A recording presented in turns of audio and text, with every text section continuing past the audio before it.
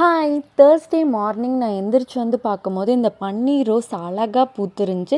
ஈவினிங்கா அத அம்மா எனக்கு கட் பண்ணி குடுத்தாங்க, தலையில வச்சுக்கோன்ட்டு. ஸோ, அவங்கள்ட்ட வாங்கிட்டு நான் நின்று பார்த்துட்ருக்கும்போது, எங்க பக்கத்து வீட்டு மாடியில வந்து மயில் நின்றுட்டுருந்துச்சு. அதை கொஞ்ச நேரம் ரசிச்சுட்டு, அதுக்கப்புறம் நான் மாடியில போய் முல்லைப்பூ தான் பறிச்சுட்ருந்தேன்.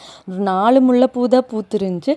பட் நம்ம வீட்டில பூத்தனால அது கொஞ்சம் சந்தோஷமா இருந்துச்சு பார்க்க. அதுக்கப்புறம் இன்றைக்கி ஃபுல் மூன் டேனால வானத்தில அழகா நிலா இருந்துச்சு. ஸோ, அதையும் பார்த்துட்டு வந்துட்டு உள்ளே வந்து இன்னைக்கு வந்து எங்கள் ஊரில் வந்து வியாழக்கிழமைனா எப்பயுமே சந்தை போடுவாங்க. அதனால் அப்பா வந்து எல்லா காய்கறியுமே அடுத்த வாரத்துக்கானது தேவையானது எல்லாமே வாங்கிட்டு வந்துட்டாரு. அதை எல்லாமே நான் தனித்தனியாக எடுத்து வச்சுட்டேன். ஸோ வந்து இந்த டைம் வந்து நான் ஸ்டோரேஜ் கண்டெய்னர் தான் ஆர்டர் போட்டிருந்தேன் மீஷோவில்.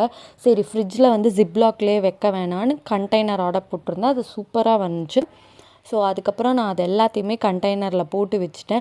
கொடை மிளகாவை மட்டும் கண்டெய்னரில் போட்டு வச்சேன். பட் அந்த பாக்ஸில் அது செட்டே ஆகலை. இன்னும் ஒரு பெரிய பாக்ஸ்லேயே போட்டு பார்த்தா அதுலேயும் செட் ஆகாதனால அதை மட்டும் ஜிப்லாக்லேயே போட்டு வச்சுட்டேன்.